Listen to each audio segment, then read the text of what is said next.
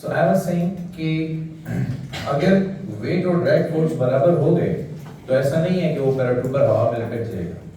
First class says कि अगर net force zero हो गई है तो ऑब्जेक्ट अगर रेस्ट पे था तो रेस्ट में ही रहेगा, लेकिन अगर ऑब्जेक्ट मोशन में था तो फिर वो अपना यूनिफॉर्म मोशन में था तो फिर वो यूनिफॉर्म मोशन कंटिन्यू करेगा, यानी नॉन एक्सेलरेटेड मोशन करेगा इसके बाद।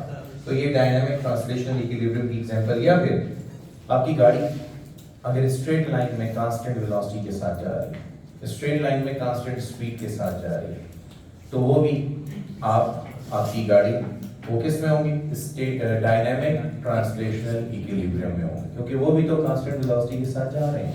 ठीक है। अच्छा, अब अगर आप रोटेशनल इक्विलिब्रियम को ट्राई करो तो रोटेशनल इक्विलिब्रियम में एंगुलर फोर्स जीरो होने की वजह से एंगुलर एक्सेलरेशन भी जीरो होगा।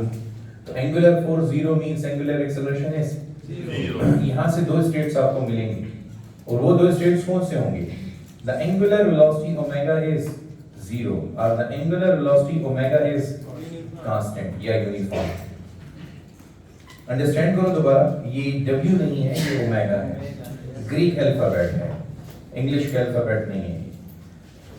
तो ये ग्रीक अल्फाबेट ओमेगा, W नहीं कहना, इसको थोड़ा सा कर्ली लिखा जाता है, कर्ल की फॉर्म में। अगर एक बॉडी की एंगुलर वेलोसिटी जीरो है, जैसे इस फैन की एंगुलर वेलोसिटी जीरो है, ठीक है, तो ये फिर कौन से इक्विलिब्रियम में होगा? Static rotational. रेस्ट पे इसलिए क्या इंक्लूड करोगे? स्टैटिक। और उसमें एबिलिटी किसकी है? रोटेशन की। लेकिन नहीं कर रहा तो किस में?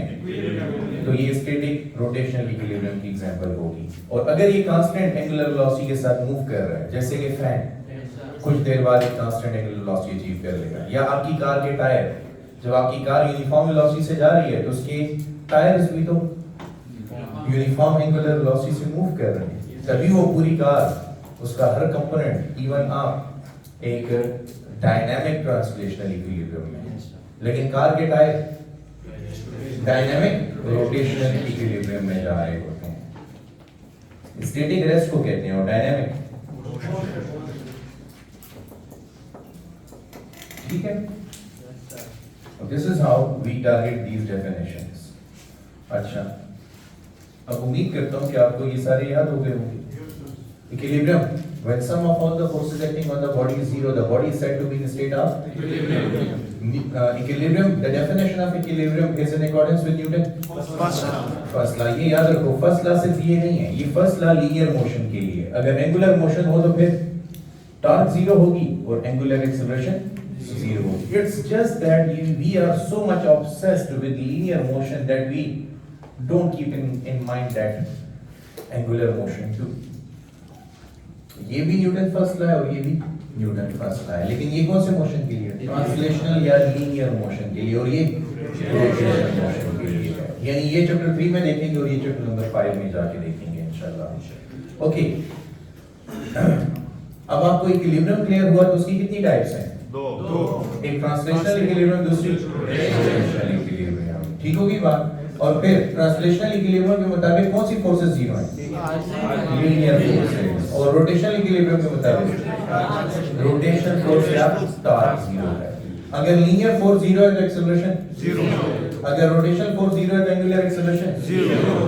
अगर लीनियर एक्सेलरेशन जीरो है तो या तो ऑब्जेक्ट रेस्ट पे होगा या यूनिफॉर्म वेलोसिटी से मूव कर रहा होगा, और अगर एंगुलर एक्सेलरेशन जीरो है तो ऑब्जेक्ट की एंगुलर वेलोसिटी या तो जीरो होगी या कांस्टेंट होगी, which gives us the liberty to define the other two branches like static translational equilibrium and dynamic translational, static rotational equilibrium and dynamic rotational equilibrium. यहाँ तक क्लियर है? Okay, यहीं से मैजिकली हमें फर्स्ट कंडीशन ऑफ इक्विलिब्रियम मिल जाती है। When the sum of all the forces acting on the body is zero, then we can state that sum of all the forces acting along x-axis is and sum of all the forces acting along y-axis is also zero. This is called which condition? The first condition of equilibrium. This is termed as the first condition of equilibrium. और इस first condition of equilibrium में देखें तो forces should be coplanar. The forces should be coplanar forces. Coplanar forces कौन सी होती हैं? Yes, the forces which all act in the same plane. तो forces should be coplanar forces. अगर ये coplanar forces होंगी तो फिर इनका वेक्टर सम क्या होगा? 0 होगा। तो ये XY प्लेन में एक्ट करने वाली फोर्सेस, जिसमें मैंने आप लोगों को एक एग्जांपल देनी है। मिसाल के तौर पे यहाँ पे एक क्लॉथलेस लाइन है, कपड़े डालने की रस्सी या स्ट्रिंग ऑफ गिटार जैसे होती है। It is strapped between 2 points, clamped between 2 points, these 2 points strapped।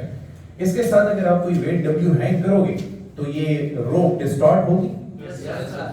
यहाँ पे एंगल ऑफ डिस्टॉर्शन हमें मिल जाएगा थीटा, ठीक है।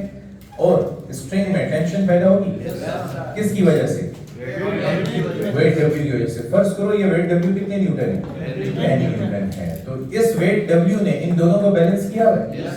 अच्छा, क्या सबूत है कि ये वेट W इस टेंशन को बैलेंस करता है? अगर वेट W ज्यादा होता तो रस्सी टूट जाती, और अगर टेंशन ज्यादा होती तो फिर ये नीचे ना आता। अब ये नीचे भी आया हुआ है और रस्सी भी नहीं टूटी, इसका मतलब कोई भी फोर्स डोमिनेट नहीं है। इसका मतलब कि ये सिस्टम किस में? इक्विलिब्रियम में है। अब चेक करते हैं, इस टेंशन को रिजॉल्व करते हैं रेक्टेंगुलर कंपोनेंट में। तो इस टेंशन को रेड कलर की, इसको इसके रेक्टेंगुलर कंपोनेंट ty और tx में रिजॉल्व करो। ये tx और ये ty। अच्छा, इसको ब्लू कलर दिया हुआ है तो इसको ब्लू कलर देते हैं। यहाँ पे इसका -tx और ये वाला ty। तो tx और tx एक दूसरे को और ty और ty मिलके w को बैलेंस आउट कर रहे हैं। सो अब बताओ ये तमाम फोर्सेस सेम प्लेन में है और इन तमाम फोर्सेस का वेक्टर सम, तो ये सिस्टम किस में? इक्विलिब्रियम में है। समझ आई कि नहीं आई? इसी में सॉल्व करते हुए एक छोटी सी ट्रिक समझाता हूँ। फर्स्ट कंडीशन लगा, sum of all the forces acting along x axis is 0। तो देखो एक फोर्स है tx प्लस दूसरी फोर्स है -tx, तो इन दोनों का रिजल्ट क्या आ रहा है? 0। तो ये मैंने फर्स्ट कंडीशन में एक हाफ इस्तेमाल किया। दूसरे हाफ में sum of all the forces acting along y is 0। एक है ty, दूसरा भी ty, तीसरा w। all the upward forces are positive and the downward forces negative। okay, 2ty is equal to w लिख सकते हैं? okay, गौर से देखना, 2t sin theta लिख सकता हूँ is equal to w। First करो, अगर ये एंगल ऑफ डिस्टॉर्शन 30 डिग्री होता तो एक बड़ा जबरदस्त रिजल्ट आपके सामने आता। 2t sin 30 is equal to 10 newton. ये है कि नहीं? Weight 10 newton. अब बताओ sin 30 किसके बराबर है? मैंने पढ़ाया था 1/2। हाँ, और 2 और 2 कैंसिल। अगर 2 और 2 कैंसिल हो गए तो टेंशन कितनी है? The tension in string is 10 newton. अब मुझे एक बात बताओ, इन्फरेंस क्या है? कंक्लूजन क्या है? वेट कितना था? टेंशन कितनी है? क्या पता चला? इक्विलिब्रियम तो है, लेकिन इधर एक बड़ी जबरदस्त बात है। क्या तो है? T2 है ना, तो एक एंड पर भी टेंशन है, दूसरे एंड पर भी टेंशन है, तो उसके y कंपोनेंट्स वेट को बैलेंस कर रहे हैं। तो इसलिए मैंने ty प्लस ty दोनों को कंसीडर किया, 2ty लिया। अब कंक्लूजन जो है वो बड़ी जबरदस्त है। वेट कितना था? टेंशन कितनी है? 10। Here is the trick. अगर एंगल ऑफ डिस्टॉर्शन 30 हुआ तो टेंशन और वेट सेम। समझ आएगी नहीं आई? तो नेक्स्ट टाइम ये क्वेश्चन आपके सामने आ जाए कि इधर एंगल ऑफ डिस्टॉर्शन 30 है और वेट 20 है, तो बताओ टेंशन कितनी होगी? वो भी 20 होगी। समझ आ गई? ये सब 30 के लिए, दूसरे एंगल्स पे फिर फिनोमेना चेंज हो जाएगा। तो ये मैंने first condition of equilibrium, this is actually your numerical problem number 3 in the text book. Yeah, this problem is no problem anymore। तो ये न्यूमेरिकल प्रॉब्लम नंबर 3 आप लोगों की होगी, ठीक है? ओके, सेकंड सेक्शन की तरफ आओ। When sum of all the torques acting on the body is 0, it means this is which condition? Second condition of equilibrium। अच्छा, अगर ये सेकंड कंडीशन ऑफ इक्विलिब्रियम है, सो सेकंड कंडीशन के मुताबिक क्या लिखोगे? Sum of all the clockwise torques is equal to sum of all the anti-clockwise torques। clockwise और anti-clockwise torques का सम क्या होगा? अब देखो, इधर तो हमने कहा था forces should be coplanar, तो forces should be in the same plane, लेकिन टॉर्क्स एक्स और वाई एक्सिस के अराउंड नहीं होती। टॉर्क या तो क्लॉकवाइज होती है या और टॉर्क एक फ्री वेक्टर है या फिक्स्ड फ्री वेक्टर है। इसकी जो टेल है वो किसी भी कोऑर्डिनेट सिस्टम के ऊपर की ओरिजिन पे बाउंड, तो ये हमेशा क्रॉस प्रोडक्ट से आप कहीं पे भी डिफाइन कर सकते हो, रोटेशन का इफेक्ट दे देगा। क्लॉकवाइज हो according to right hand rule तो डाउनवर्ड, एंटी क्लॉकवाइज हो तो अपवर्ड आ जाएगा। ठीक है, अब आपको अगर इक्विलिब्रियम की प्रॉब्लम्स को मास्टर करना है तो बस ये और ये माइंड में रखें। 5 किस्म के प्रॉब्लम है जिनमें एक मैंने आपको अभी करवाई है। A problem which uses only first condition of equilibrium. फिर another problem which uses only second condition of equilibrium. फिर another problem which uses uniform mass distribution. फिर another problem which uses non-uniform mass distribution. फिर another problem which uses both first condition and second condition. ये 5 किस्म के practice कर लें question, आप लोगों को इक्विलिब्रियम की सारी प्रॉब्लम्स आती होंगी इंशाल्लाह। ठीक है, सो मैंने एक प्रैक्टिस आपको दे दी है, let's go towards the next practice. ठीक है, नेक्स्ट प्रैक्टिस की तरफ चलते हैं। तो नेक्स्ट प्रैक्टिस के लिए व्हाट वी विल डू, हम यहाँ पे ऐसा कर लेंगे कि हम बोर्ड वाइप कर दें। ठीक है, सेकंड कंडीशन अभी प्रैक्टिकली सॉल्व करके देखेंगे। ठीक है, अगर हाँ 30 ना हो 15 हो जाए, 15 ना हो 45 हो जाए, तो बस इधर वैल्यू चेंज हो जाएगी, फिर they are no more equal. Condition तो फर्स्ट ही रहेगी, लेकिन टेंशन और रेट बराबर नहीं होगी। देखो फर्स्ट कंडीशन का ताल्लुक तो इससे है ना कि sum of all the forces acting along X should be zero. Sum of all the forces acting along, देखो ना दो अपवर्ड फोर्सेस और एक डाउनवर्ड, ये करके कंपोनेंट्स इसके बराबर आ गए हैं। जब एंगल चेंज होगा तो डिफरेंट एंगल के लिए फिर y कंपोनेंट की वैल्यू भी चेंज होगी। एक प्रॉब्लम सॉल्व कर दूंगा आपको इसके ऊपर। ठीक है, अच्छा पिक्चर ले लिया आप लोगों ने बोर्ड? नो सर, एक बच्चा पिक्चर ले ले तो फिर हम ऐसा करते हैं कि इधर से ले लेना, तो इसको मिटा देते हैं and will go to the next shot. ठीक है, सर जी न्यूटन का इक्विलिब्रियम में क्या फर्क है? की प्रैक्टिस है तो that problem uses the second condition of equilibrium. ठीक है, इस प्रॉब्लम में सेकंड कंडीशन ऑफ इक्विलिब्रियम का इस्तेमाल होगा।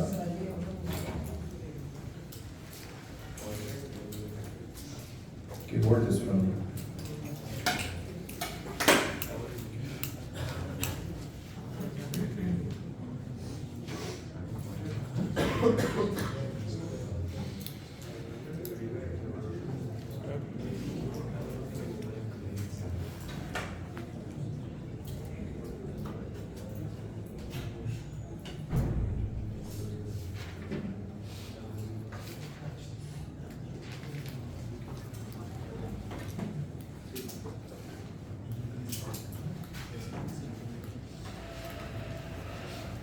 ओके, ये एक सपोर्ट है और इस सपोर्ट पर आपके पास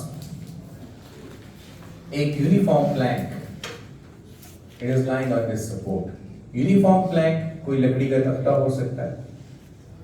ठीक है, यूनिफॉर्म प्लैंक में यूनिफॉर्म का क्या मतलब है?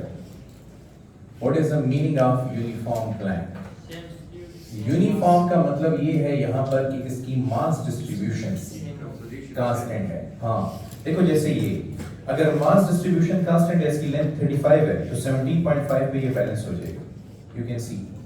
ठीक है, स्लाइटली टिल्टेड ओवर देयर, इसका मतलब सेंटर ऑफ ग्रेविटी यहाँ नहीं है, तो मैं उसको थोड़ा सा अगर मूव करूँ तो देखो यूनिफॉर्म मास डिस्ट्रीब्यूशन का मतलब ये है कि जितना मास इस लेंथ के लेफ्ट पर है उतना ही राइट पर है, यानी per unit length mass distribution is same, constant. What is this? आप लोगों ने तो डेंसिटी पढ़ी थी ना, density is mass per unit volume. ठीक है, ये थी वॉल्यूमेट्रिक डेंसिटी। सिग्मा जिसको हम सरफेस मास डेंसिटी कहते हैं, it is the mass per unit area. और फिर म्यू जिसे हम लीनियर मास डेंसिटी कहते हैं, it is mass per unit length, कि एक यूनिट लेंथ में कितना मास डिस्ट्रीब्यूट हुआ है। तो डेंसिटी की ये तीन types with respect to volume, with respect to area या with respect to length define होती है। तो यहाँ पे जो मास डिस्ट्रीब्यूशन है वो विद रिस्पेक्ट टू लेंथ है। तो अगर जैसे कि मैंने यहाँ पे एग्जांपल दिया, तो अगर इसकी मास डिस्ट्रीब्यूशन यूनिफॉर्म है तो ये एग्जैक्टली सेंटर पे बैलेंस हो जाएगा ना, सेंटर पे, तो इसका सारा वेट इसी पॉइंट पे एक्ट करेगा। तो ये इसका सेंटर ऑफ ग्रेविटी बन जाएगा। सेंटर ऑफ ग्रेविटी वो पॉइंट है जहां पे बॉडी का सारा वेट एक्ट कर रहा होता है। ठीक है, होल्ड इट नाउ।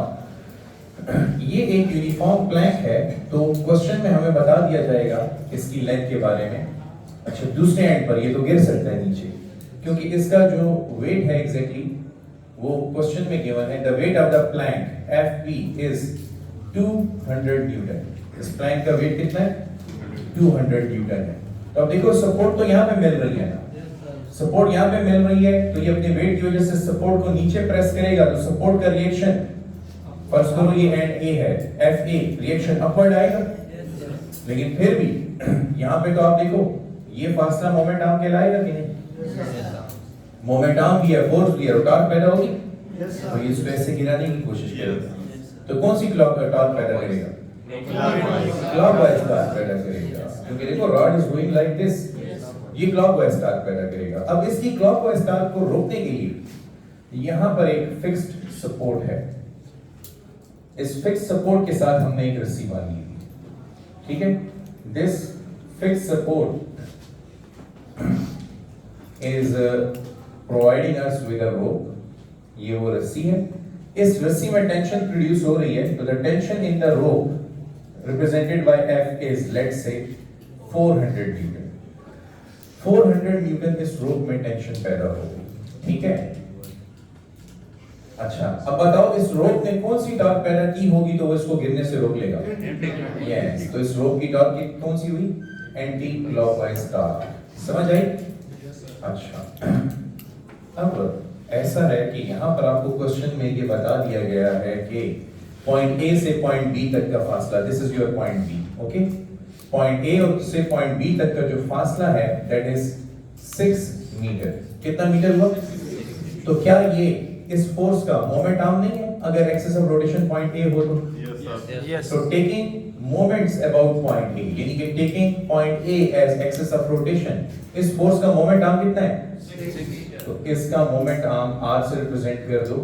ये फोर्स ऑफ द रोप, ये moment arm of the rope is 6 meter. अच्छा, इस फोर्स के बारे में, ये बड़ी मजे की फोर्स है, ये हमें पता भी नहीं है इसकी टॉर्क जीरो होगी या नॉन जीरो अगर यही पॉइंट एक्सिस ऑफ रोटेशन है।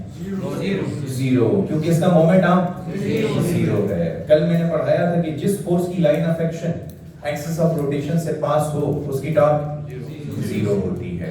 समझ आई कि नहीं आई? तो अब हमारा point A axis of rotation है, तो फोर्स अगर पॉइंट ए पर ही लग रही है तो ये कोई टॉर्क पैदा करेगी? It is a trick actually, आगे भी न्यूमेरिकल्स में मैं यूज करूंगा कि जो फोर्स आपने सिस्टम से निकालनी हो या आपको उसकी वैल्यू ना पता हो, तो ऐसा करो कि एक्सिस ऑफ रोटेशन उसी फोर्स का पॉइंट बना दो। Point of application of force क्या बन जाएगा? एक्सिस ऑफ रोटेशन बन जाएगा। तो फिर उसकी टॉर्क क्या होगी? और से देखो दोबारा, इस फोर्स का मोमेंट आर्म कितना है? ये तो फोर्स है, इस फोर्स का मोमेंट आर्म कितना है? तो फोर्स है 200 न्यूटन और इसका मोमेंट आर्म आरपी कितना? 3 मीटर, क्योंकि ये 6 के सेंटर में है। अच्छा, इसका मोमेंट आपने आर्म लिख दिया आपने 3 मीटर, क्योंकि point A axis of rotation है। आपने बताया 400 न्यूटन फोर्स का मोमेंट आर्म 6 मीटर है कि नहीं? ओके, तो ये जो फोर्स है फिर इसका मोमेंट आर्म क्या होगा? क्योंकि यही पॉइंट एक्सिस ऑफ रोटेशन है। अगर ये फोर्स एक्सिस ऑफ रोटेशन से थोड़े आगे हो जाती तो फिर इसका मोमेंट आर्म होता। मिसाल के तौर पे यहाँ पे ऐसा करते हैं कि साजिद को खड़ा कर देते हैं, साजिद को यहाँ पे लाके खड़ा कर देते हैं, ठीक है। साजिद, फर्ज करो कि साजिद का जो वेट है Fs वो बराबर है 400 न्यूटन, ठीक है। साजिद का वेट 400 न्यूटन के बराबर है, तो हम अपने लिए एक प्रॉब्लम बना लेते हैं कि साजिद कितना आगे तक वॉक करे तो रस्सी नहीं टूटेगी, क्योंकि जितना साजिद आगे जाएगा इस एंड पर टेंशन बढ़ेगी और रस्सी टूटने का खतरा है। तो अब हमारी प्रॉब्लम में ये शर्त रखी गई है कि साजिद कितना आगे तक साजिद कितना आगे तक वॉक करे तो रस्सी नहीं टूटेगी। इसका मतलब कि सिस्टम इक्विलिब्रियम में रहे। साजिद कितने कदम आगे जा सकता है पॉइंट ए से ताकि सिस्टम इक्विलिब्रियम में रहे। एक्चुअली साजिद भी तो फोर्स एक्सर्ट कर रहा है ना, तो साजिद भी तो टॉर्क पैदा करने की कोशिश करेगा। तो साजिद जब टॉर्क पैदा करने की कोशिश करेगा तो उसका अपना भी तो कोई मोमेंट आर्म होगा कि नहीं। उसके मोमेंट आर्म को मैं आर एस का नाम दे देता हूँ और आर एस हमें नहीं पता, हमें फाइंड करना है। अच्छा बताओ, ये रॉड का वेट चाहता है, प्लैंक का वेट चाहता है कि रस्सी टूटे और ये नीचे गिरे, और कौन सी टॉर्क पैदा होगी? साजिद कौन सी टॉर्क पैदा करेगा? वो भी क्लॉकवाइज टॉर्क पैदा कर रहा है क्योंकि उसकी फोर्स भी तो डाउनवर्ड है। ओके, साजिद की टॉर्क भी क्लॉकवाइज है। अब according to second condition of equilibrium, sum of all the clockwise stars is equal to sum of all the anti-clockwise stars। ठीक है, क्लियर है? ओके, क्वेश्चन हो तो पूछ लेना। अच्छा, क्लॉकवाइज स्टार कौन कौन पैदा कर रहा है?